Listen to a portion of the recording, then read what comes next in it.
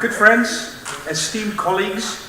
I'm Donald Beekman. I'm a graphic designer for, well, some 30 years. And my life has been in the light of production mostly. So I have an amazing output and not that much input. And this project made me, well, it started with like the wish to have some input instead of output. So I wanted to do some research, and I didn't have the right project yet to sink my teeth in. So this is a story about a geometric sans that I've been working on for the last, I think, 12 years. It's not that elaborate a project, but it's just my ignorance and megalomania and whatever. I mean, it's my lack of capabilities that made it take so long. Anyway, this story starts here. This is where I live. With the red hand shows my house, which is a houseboat. Why it starts with this is this is from the water from the side. It's docked in the Amstel River here in Amsterdam. The ship in front is our neighbors, and he replaced it with a newer one, so you don't think we live on a garbage belt or something. Anyway, the one behind it is my ship, and my studio is there, and my house as well. I live there with my wife and 2 children. When I stand on my roof, basically it's the roof of the steering house, I look north alongside the river, and then I see the Berlage Bridge. And that's something, this is the bridge from the other side. It's a magnificent building. It was finished in 1934 by Berlage, and I pass it at least 5 or 6 times a day on my bicycle. And every time it was renovated, I think some 10 years ago, and it's a beautiful structure. And it's also part of a whole plan that Berlage later on designed. There are 4 cornerstones on the bridge, and they have this lettering. And with this need for doing a project that needed a lot of research, I figured, well, being the megalomaniac that I am, I thought, why not digitize all the typefaces or letterings that Berlage did? Little did I know. I know a lot more. Well, it's been 12 years. Later on, well, this is a story of like how things can go wrong and how ignorant can you be. I also found out that the more I know, the more I realize I don't know fucking shit about this shit. So please bear with me. This research is chaotic. It's far from complete. It's going right and left. It's taking turns all the time. It doesn't make any sense. But in the end, it got me where I wanted to be. So please. Let me start with Berlage. He was like one of the most... He was the founder of modern architecture in Holland. He was born in 1856 out of well-to-do parents. He wanted to be an artist, but apparently he felt that he lacked the skills, so he became an architect. That's his monogram on the right, which shows the passer and the triangle, which are like architect's tools. He came to age, at least professionally, in a time where neoclassicistic and neo-Renaissance structures, like this one, this is Central Station by Pierre Cuypers, which is like one of the highlights in Amsterdam of neoclassicistic architecture, and Berlage was really, and he was really involved in that same style of designing. Here's another one, which sort of refers to a previous lecture by Irma and Paul van der Laan, the Rijksmuseum. I would, again, step aside and really take this opportunity to stress that you really should go see it. I mean, I'm not nationalistic at all. I'm more like the opposite, but going through the Rijksmuseum for the first time when it opened made me really fill up with pride. So it's really something to go see. Go see it. It's wonderful. You'll love it. Anyway. Back to the neoclassicistic building style, it has a lot of ornamentation, a lot of detailing on the outside. And this was like a highlight of the Art Nouveau, the arts and crafts movement, which sort of covered all of Europe. And in all of it's called salad oil style because of this poster.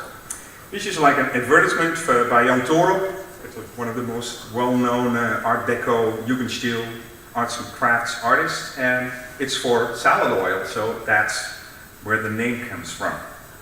Anyway, this is a poster designed by Berlage, and you can see that he's really sort of involved in that same aesthetic and same, there's a lot of ornamentation, a lot of detailing, especially in the type. This is like one part of my research where I figured, well, I'm gonna turn this into like some sort of working typeface. It's impossible. It also refers to other things that are already done before, so I didn't see any use in this kind of lettering, but I was like mesmerized. I really loved like how it's all put together, and also like the whole aesthetic of the whole thing, like the naturalistic elements in there. I really love that. So. He got employed by L.J. Veen, which is a publishing house in Amsterdam, and Louis Couperus is one of the very well-known writer in Holland, and he did book covers for them, which are along those same lines, really naturalistic, Jugendstil, Art Nouveau kind of designs that he did. There's another book cover from Couperus, well, illustrative, sort of, it gets a little, more systemized, but not really. He also did a couple of initials, which are sort of, not really like that great, that perfect, sort of a little bit clumsy in a way.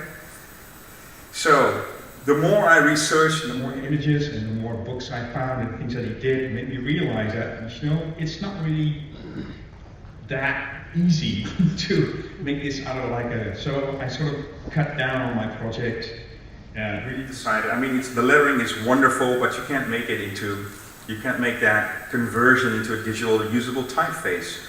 Mostly because I tend to do the work, let me get back. I tend to use it, make typefaces, design work that I really specifically need for a project, and then not realize how anybody else would use it. So, hence my sales, but that's another story. Anyway, Berlage was also commissioned. This is one of his biggest projects. It's the height of his career, you could say, to make a planning of the city planning project of the South Amsterdam extension. This is the whole bit. Now on the right side, you see the river, and that's where I'm living, that's where my ship is now, so I'm really involved in this whole, he designed everything, and also he went really into detailing. The design of the building blocks themselves were left to, that's also another story, Amsterdam school architecture like de Klerk, Kuipers, and they were sort of involved more in the detailing, and there became a sort of a struggle with Berlage because the development of Berlage during these years, from the late 1890s into the early 1900s, he was getting rid of all the detailing, getting rid of all the ornamentation in his architecture, but also in his graphic work. So you could say, he would sort of, at the end of his career, he was he decided that the volume of a building is much more important than how the facade looks, and that's really the sort of the key to his whole work. This is sort of the bird's eye view. I don't know what, that's me, I don't know the dates, I don't know, I know slightly how it works, and I like the picture, so. And you can see it's very symmetric, and the whole, yeah.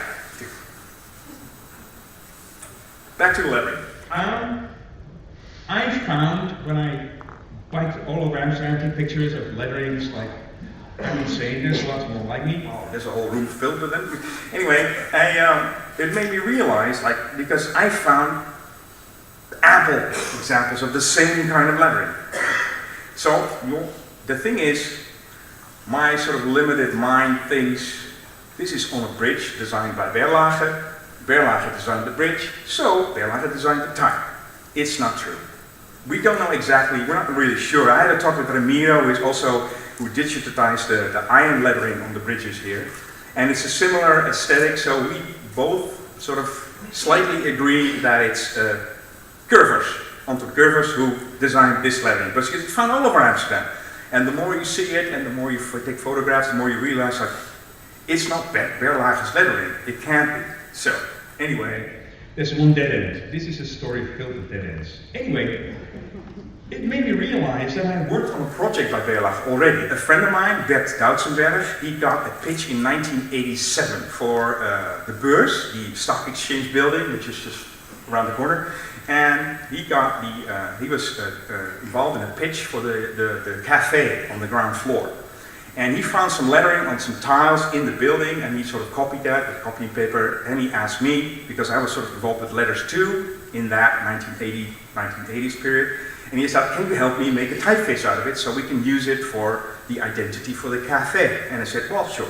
So this is like basically the scans and the photographed printouts of the letters that he made. And so it came back to me. I thought, well, that might be sort of a viable, basic source of information for a typeface. Let me get back. Oh. This is one of the earliest. Berlage made, I think, about 6 or 7 different proposals for the stock exchange.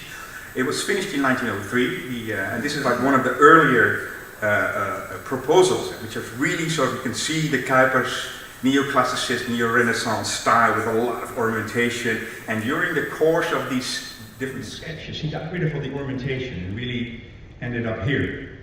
This is basically what it looks like. This is like how this is an artist's impression. Like this is like, I think, almost when it was almost finished, and you can see that. I mean, it's really straight. It's brick facades, and even you can still on the corner on the bottom, even the statues that were not put on the facade, that were sort of part of the facade. You see that corner going like that, and it was sort of cut out, and that they made room for the statues there, the sculptures. So it was really the volume of the building that was the most important thing. This is a photograph of the building.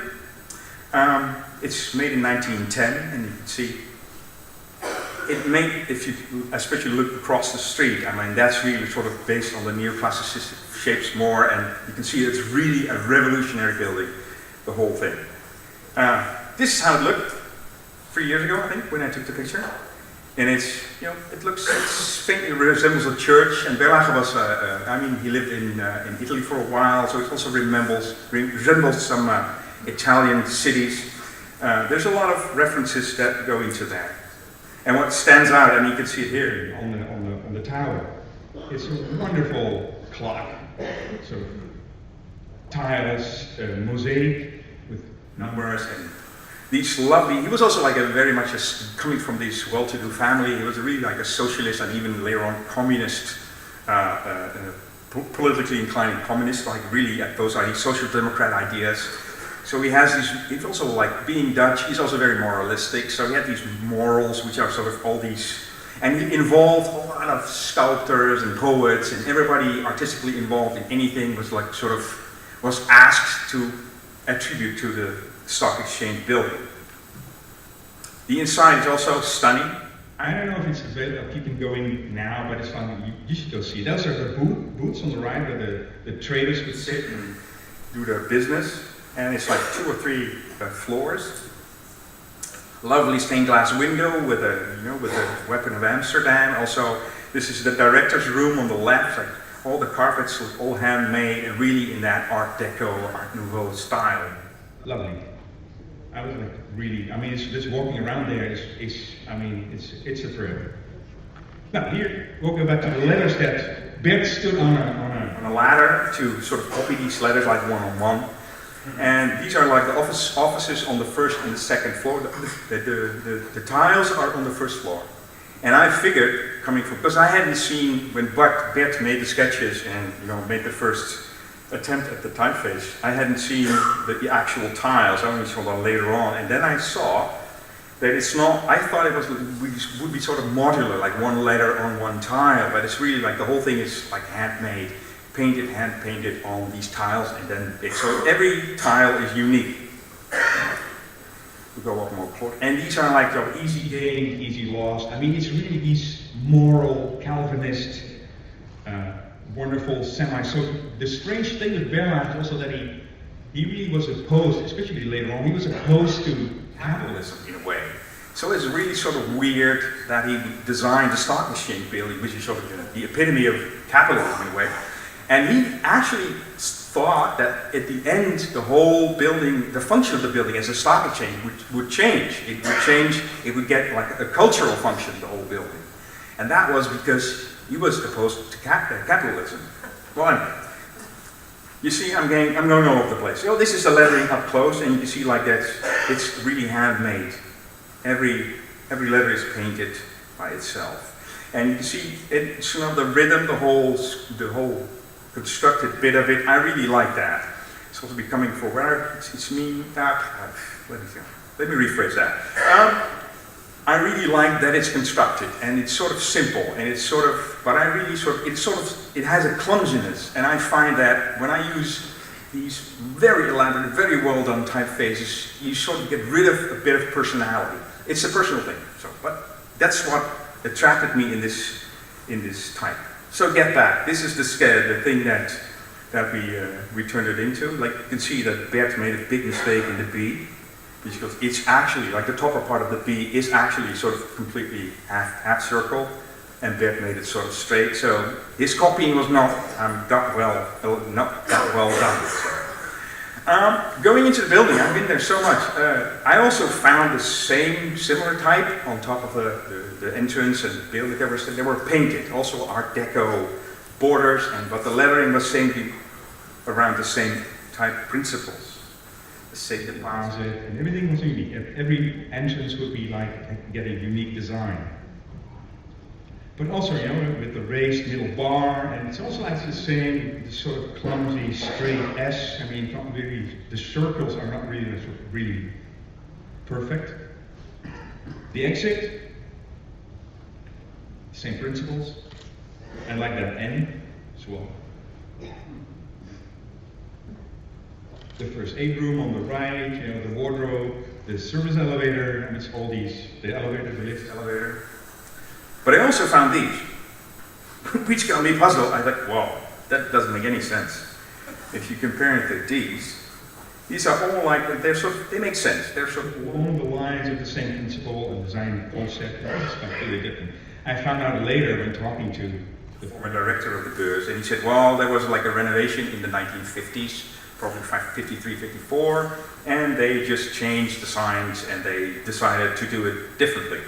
But nobody knows why and why it changed and why it's different. But, you know, I mean, if Bella is clumsy, well, this is clumsier, I think. So, anyway, but I discarded this. This, another dead end. Okay, the numbers of the offices were completely different.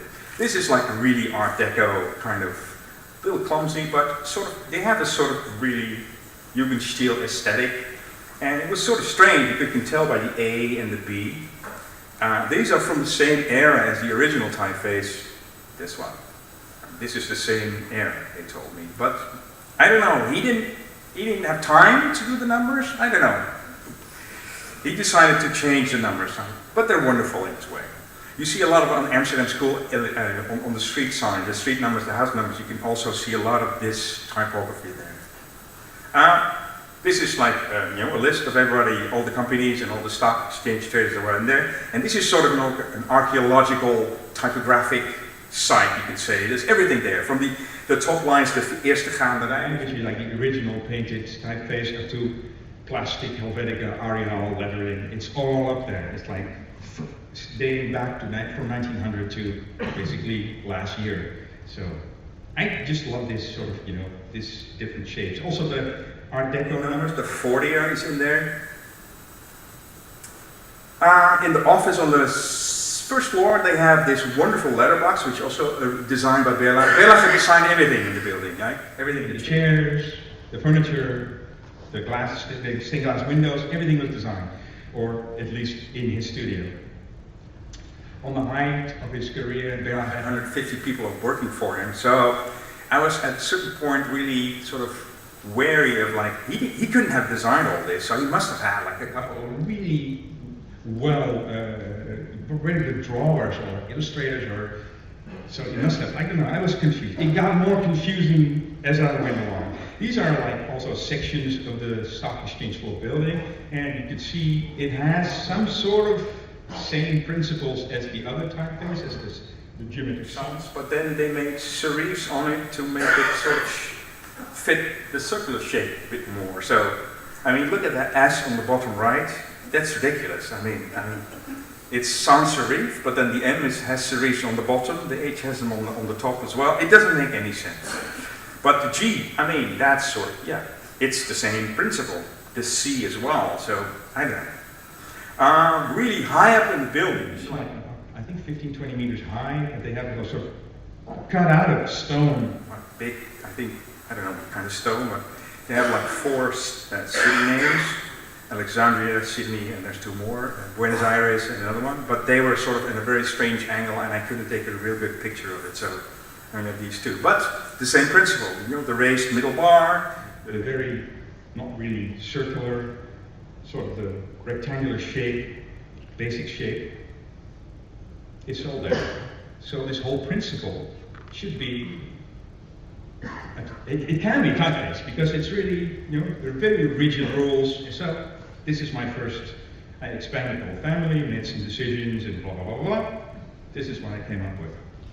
Now, in the burs, in the stock exchange building, there's also, I found more examples of more geometric shapes. So the C is like a circle and not the standing up rectangle. And I found more and more examples as my research went along. I found this book cover. This is a book about style in architecture and Furniture design, written and designed by Berlage. And now you see it's the same principle with the raised middle bar, and it's sans serif, and it's geometric, but the O's are more or less circular, so there's more geometric shapes, different geometric shapes. He also made the illustrations. Also the type in there. Lovely examples of different building styles and furniture styles. This is the type up close. I suspect that he made some mistakes. So the second line, the Romaanse, the C, that's almost an O. I think he forgot halfway what he was doing and then realized, oh shit, it should be a C, and then left it like that. But that makes it even more sympathetic to me. I love that. When you see, oh, damn, you know. Also that R on the second line, the first R, is sort of strange because, you know, the leg should be straight and there. I don't know. He started drawing a B probably and then realized, oh, Roman is spelled with an R. Anyway, the same principles. Here's another book for the same publishing house, Veen, L.A. Veen, and you see that he's marginalizing the naturalistic elements. He's marginalizing the ornament. He's getting rid of all the ornaments. It's more constructed around the type. Really make it pure and leave all the extra information out. There's also a book on wood construction on the right, which also the book cover was designed by Berlage. I found it also on his drawings. I went to the NIE, the Architecture Institute in Rotterdam, and I say, well, I'd like to see all the drawings by Berlage. He said, well, we have 12 meters of it, and here's a PDF of 1,500 pages. And I was like, well, okay. And I didn't know where to begin. I was starting to panic now. But you can see in the drawings that I found online and in books. There are a lot of, you see that on the left, it's assurantiën, means insurance, it's also the same. So in his drawings, it's the same design principle. With all these different, I started making them as alternate characters, but within a certain amount of time, I had like a complete new alphabet. So I figured, well, why not make 2 versions? Berlage Sans 1, Berlage Sans 2. So this is more rounded shapes, it's different. So everything that I put in the first typeface as an alternate character, made it as a real character in the second version. Berlage designed this ANDD building called the Burgt, which is like the union building for the Diamond Cutters Union. Also wonderful. I mean, the wall paintings, everything, the whole structure is beautiful.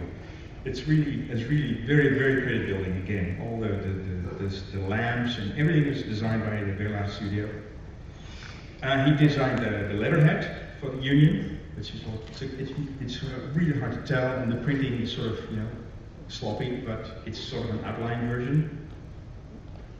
But then again, also this lettering, it has the same raised, very sort of structural, geometric qualities, and also the raised middle bar is also in there. So more and more I got the feeling that there's a system here. There was a system for this, how good typography should be in his view. This is a plaque. It was a gift from the French Diamond Cutters Union of the 10-year anniversary of the Dutch Cutters Union.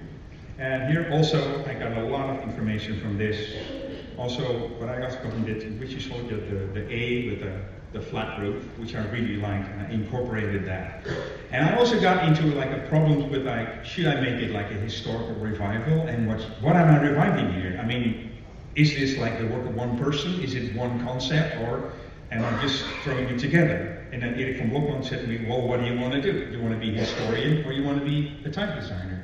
Making something that people can use. And well, the last, of course, because my research is too sloppy and amateuristic in a way.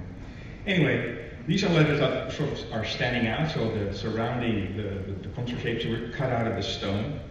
And especially like, this is the first time that I saw accents on the characters. On blanc, so second row from the bottom. Accent aigu, accent grave. So I got some information from there. Also like some real numbers which are according to the same design principles on top and not the weird Jugendstil shit. I also found in a 1980s booklet, which is black and white, I found an example of some, also a sans typeface, which had like a difference, you know, the verticals were like bigger than, there was a difference in thickness. And I thought, well, that's sort of a nice variation, so I can make a family, then I can make it into some sort of variation, some sort of thing. So I went back to the NDB, because I hadn't noticed that, this tile plaque first. And then apparently the Germans, when they were in Amsterdam in the war, they stationed the SS officers here. So the first thing they did, because what it says is proletarian of all nations unite, which is really a long time. I mean, that's why the Social Democrats Union, Diamond Cutters Union, was the perfect job for Berlage, because it was really social democrat kind of. And the first thing the SS officers had done was remove that thing, and now they replaced it with a commemorative, I think in some serif typeface, commemorating it, all the Jewish diamond cutters that were taken away to the camps. Anyway, another dead end. I did find it on a drawing, but I found it in a book. So, I mean, there's proof that it still exists, but I left it there because I think, well, I have worked enough with the original typeface. In my research, I found more and more examples which are specifically not by Berlage. This is Albert Hahn, and I found like 3, 4, 5 more posters where they actually use the same principles of lettering. This is from the Dak in Rotterdam. It's slightly different, but it's also, you know, it's also constructed and has the same. You can see there's some similarities. This is, funnily enough, this is a cigar shop called Berlage, but the design was made by Jules de Roos. But it's also, you know, the raised middle bar. There's some similarities. Well, that made me realize, so who the hell did design this then? Jules de Roos later on, amongst other typefaces, did the Noble typeface 2 years after Futura came out. So, but in the end, it sort of helped me to focus on what I wanted to do. And it's like this, not that I wanted to design Noble, but you know, I wanted to design a typeface family that was usable. So, more examples. These is not a sans serif, there is serifs, but you know, I mean, the whole principles are the same thing. It's really constructed and really, not really coming from a brush or a writing. Now here, this is like one of a couple of hundred slides that I took of tiles, mainly tiles, but also cut out the lettering. Same sans serif. And also, the main of these are not designed by Berlage. I knew that. I found out. I have proof. So, this is also a school, same principles. So, I was really confused. So, what did Berlage do with this typeface? And then, I had a talk with Piet Schreuders, and he sort of suggested to me, well, it might be that these designers got this taught in school. So there must be some sort of book. And I think it's Piet's uncle that published this book, which is like a letter book for drawers and craftsmen. And I found some examples, although they're sort of clumsy and strange and weird. And there were a number of them. Also, the stamp on the top right says Institute for Art, and it's the Art Academy in those days. And so it really told me that it's being taught like this. But I didn't know if Berlage was involved in this. I don't know if Berlage's theory about architecture, or typography in this case, was in any way sort of incorporated in this. I had no idea. I found the Lauwerix alphabet. Lauwerix is like also an artist, drawer, and a typographer, and probably made some drawings for Berlage Studio because Berlage was employing basically anyone artistically involved in anything at that era. So, but you know, the more I found out and the more knowledge I got, the more I realized I don't know shit. Until I found this online, and it says on the fourth line. This is like, and also the sort of links to Dan Reynolds' talk. Rudolf von Lahrisch, a typographer, calligrapher, and teacher in Vienna, invited all these artisans from all over Europe to send in their example for good writing, or example for good typography. And I saw Berlage there, but I couldn't find the page online, so I emailed the Klingspoor Museum, and they happily sent me this.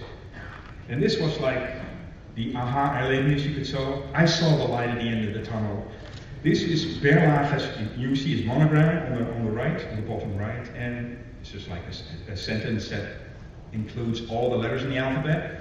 And I thought, well, if this is Berlage's example for good typography, then this must be his concept. This is his idea of like, this is what good typography should look like.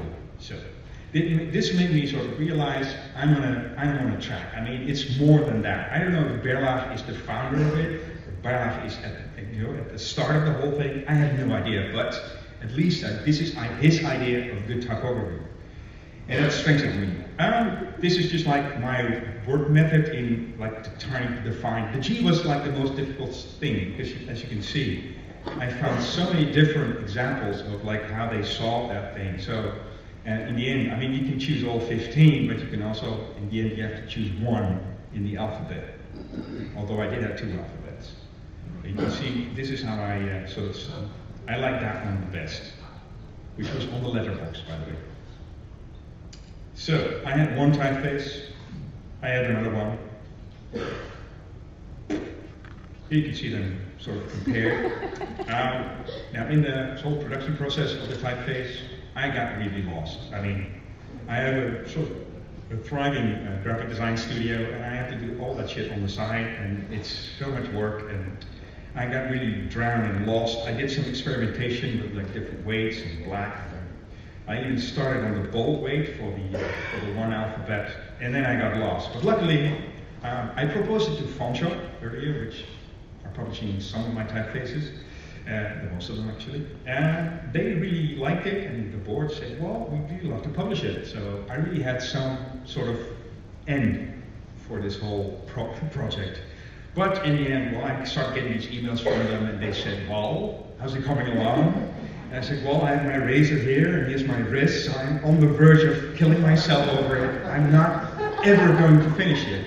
I felt like every time I took one step, somebody pushed me back 8 or 9 steps. So I also realized, talking to Paul and other experienced type designers, that I'm such an amateur. I mean, I know what I want, and I know how to design, but really, anyway, Fonshop took it out of my hands and said, oh, let us finish it. And then I got a PDF back in 2 weeks, which would have cost me like 3 years, and they did it in 2 weeks. So, I mean, it's all for the best. So hopefully, all things considered, that's another step. Oh, sidetracking again. Eric from Lokman suggested, well, you know, because these are constructed typefaces, and all these tiles are like, they're one-offs. It's not a type system, but it's really, they have these ligatures, combinations of letters, and then I started collecting these, and you see a lot of different combinations. So I figured it should have ligatures. I mean, it does make sense to do that. So I started building it, and it got out of hand. Oh man, it got out of hand. These are like the ligatures. It's like basically any 2-letter combination would be able to sort of put together and make some sort of construction out of it. And from 2-letter ligatures, I got to 3, I got to 4, I got, man. I was like, the more I made, the more I saw, the more combinations I saw, which were also possible. So, this is about 10% of it. I had 3,000 of them. And then halfway, somebody said, yeah, well, you can space them if they're like that, like as one character, 2 letters in one glyph slot, then you can't space the whole word anymore. And I thought, fucking hell. That's right. Shit, how do I do that? So you cut, then I had to sort of redo the whole thing again and sort of cut the first letter and then make combination that fitted together. Lucas Dicic put me up to it, this is how you should do it. Martin Wenzel also helped me out with a lot of advice. But anyway, you see how I got into this swamp and I was like up to here, and the more I moved, the more I sank, so it got really bad. Anyway, but I'm lucky to say that in spring next year, it'll come out, actually. So, Tosha promised me, so I'm really happy with that. In the meantime, of course, I've been using it, because that's where I do my type design for. This is a pop music foundation, which I started in the 80s, and I'm still doing their design work. I designed their identities. It's like 4 years ago that I used, and it's because it's such an Amsterdam kind of typeface, at least in my opinion, so it makes sense to use it for this Amsterdam Pop Music Foundation. I also do a lot of smart drive packaging designs, and I also use it for the logo of Herbs of the Gods. It's 4 different products, which are relaxation herbs. We can make tea out of it. You can smoke them. You can. Anyway, that's one of my weird smart drugs clients. So I have jobs all the time where I can use my type. This is not by me. This is a friend of mine, Henning Bree, who does graphic design for the motion picture industry.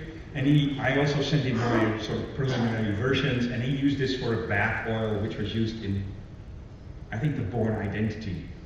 I think it was used in some bathroom, because they can show like actual packaging, actually existing products. They really have to make up the whole thing. So he used it for this organic bath oil. And I cherish pictures like that. When you see something that I've not done myself, I really used it, and I like that. You know. Thank you very much.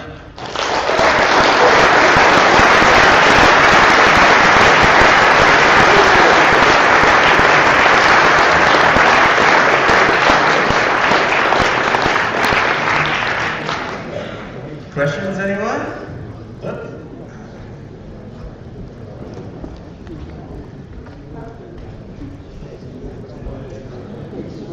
Yeah, Donald, I have to thank you, because if there is ever going to be a second edition of Dutch Time, then you will have written one of the chapters.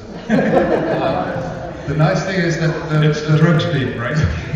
one of the things that connects these letterforms is the geometric underlying grid. And you showed this book. This is not a question; it's more like a remark. You showed the book from Van Leeuwen with all these geometric capitals, and there's also lowercase in there. It's all very clumsy. Yeah. And there are these alphabets from Lauwerix and de Basel, the 2 architects. You also showed some lettering from the big bank building on Vijzelstraat, which is done by de Basel. Yeah.